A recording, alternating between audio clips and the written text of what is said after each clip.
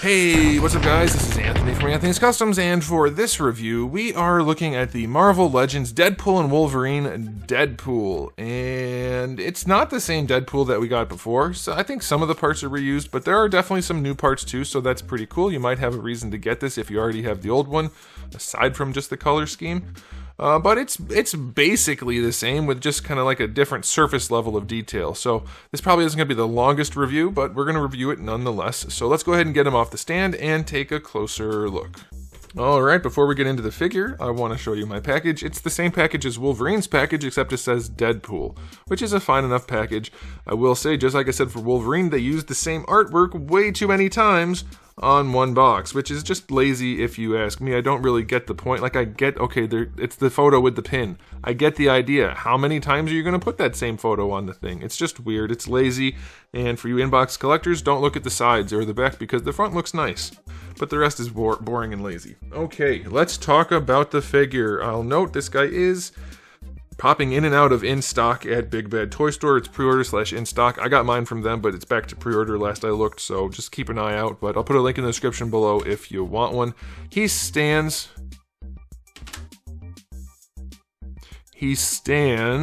just about 16 and a half centimeters, a little bit short of that, 16 point maybe 3 centimeters, and that's going to be a little bit shy of 6.5 inches. He's a little bit shorter than Wolverine, just a little bit. And I haven't checked to see if Hugh Jackman's actually taller than Ryan Reynolds. I'm guessing he is about an inch taller, so maybe that's pretty good. Okay, question of the day. Which version of Deadpool, movie Deadpool, do you like the most? The dark red or the light red? For me, the dark red was such a good look, and I get why they went light red this time, but I like the dark red a whole lot more. On the figure, it's fine, doesn't matter, but I think the dark red was a much better look for the realistic version of Deadpool. Okay, so let's get into the aesthetic. It is basically the same figure as before, other than those surface details I mentioned, most notably probably in the boots, different design.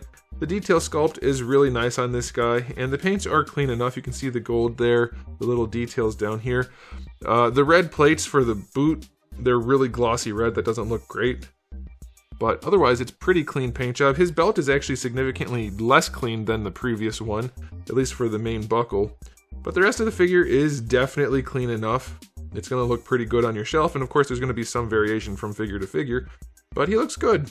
No real problems there, and like I said, the sculpt, surface level details are different for this suit, but generally speaking, it's the same figure. I would not be surprised if they used like the same 3D model and then just changed the surface level details if they had like an older version of the body before they added the details. That's my guess, because it does look remarkably similar. Seems unlikely they sculpted it from scratch, but yeah, it looks really, really good.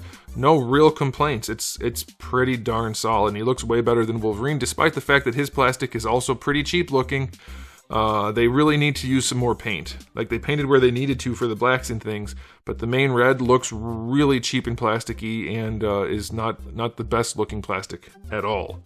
So be aware of that. But he looks way better than Wolverine, so I will give him, for Marvel Legends, an 8 out of 10 for the aesthetic. There's significantly more going on here than we normally see, though for MCU figures, it's usually par for the course. Alright, as far as accessories go, he's not as good as the previous releases. He does have the 2 katana. One was incredibly warped in the package for me, but they do exist. He gets his 2 pistols. They're both just solid black. Is there a version of this figure where he comes with gold ones? Was that the SH Figure Arts? I remember gold pistols. Seeing them somewhere. Anyway, he also gets the boot knife, and then he gets some hands. So you get the 2 gripping hands, and you get the 2 trigger finger hands. That's it. None of the style pose hands that the previous one got. So it is pared down significantly, which is really lame. So accessory-wise, 7 out of 10. Only because they've already given us this figure, basically, with better stuff. It's plenty for what you need, but it could be a lot better. Okay, also it would have been nice to see them do, like, so I mentioned the sculpt being likely reused digitally and then just changing it a little bit. They're still using the same articulation on this guy, whereas Wolverine got the ball socket shoulders.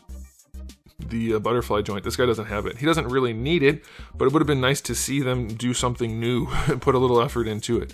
Alright, as far as articulation goes, ball pegs in the head and neck, and his works pretty well, though still not great for, I mean, Hasbro sucks, man.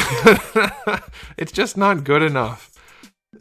What is going on with that neck? There we go. His is good, but they still do so much of the posability at the top of the ball or top of the double ball peg than at the bottom. So it ends up giving a weird look, but at least you can work around it because they did a decent job with the rest of the ball pegs in the neck. So it's fine. It's definitely okay, but they still just don't know how to do things well or don't care enough to try. Alright, this is a floaty piece. Shoulders are going to have full rotation, of course. The butterfly joint on this guy is one of their better ones, so it's fine. It would just be nice to see them go with the ball peg for a little bit extra posability if you're going to do it anyway. But like I said, I'm guessing they saved money and didn't make a whole new sculpt. Shoulders go up to horizontal. Bicep swivel is fine. Double jointed elbow works nicely, no problem there. It's a little skinny, but I guess that's pretty accurate to the way he looks in the movie. Wrists have a swivel and the wrong hinge, so that's great. That's great. His sword holding hands can't swing a sword properly, so you know, that's the Hasbro stuff for you. Leaning back works okay, the swords bend. That's unfortunate, but I guess what else are you gonna do? But it's not the best ab crunch. You can see he's quite pregnant, so that's not good. Yeah, like ab crunch and these butterfly joints, if you're gonna do them, Hasbro, at least do them well. But I think Hasbro's even losing Hasbro fans with the old style ab crunch, especially since they suck at it. Alright, waist twist is fine. Belt gets out of the way enough, but it's not... Oh hey, it's finally moving. Hey, twisting the waist got it to move where I wanted it to move. There you go. But yeah, it's gonna have to pop up in order to use that waist. Now for the hips, of course, the guns are gonna get in the way going out to the side. Going forward, it's okay. Going back, you get a little bit. Going out to the side, nothing, if you have the guns in there. And if you don't, it still gets in the way because they added these.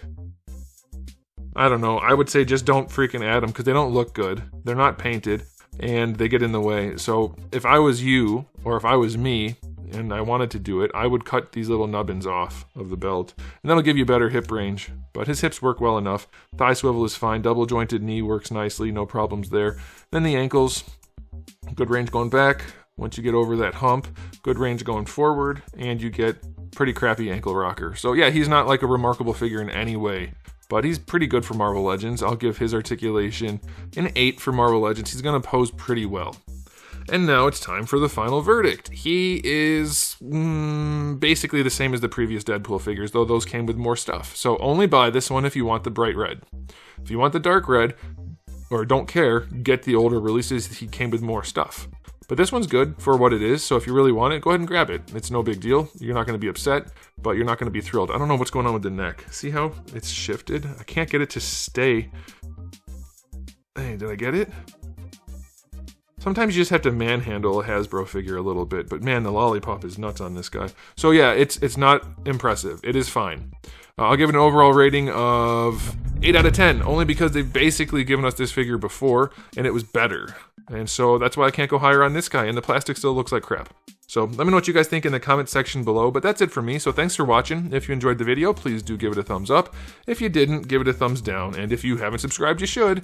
I have new videos every single day, and thousands already on the channel, so make sure you come back for all of that, and in the meantime, keep collecting.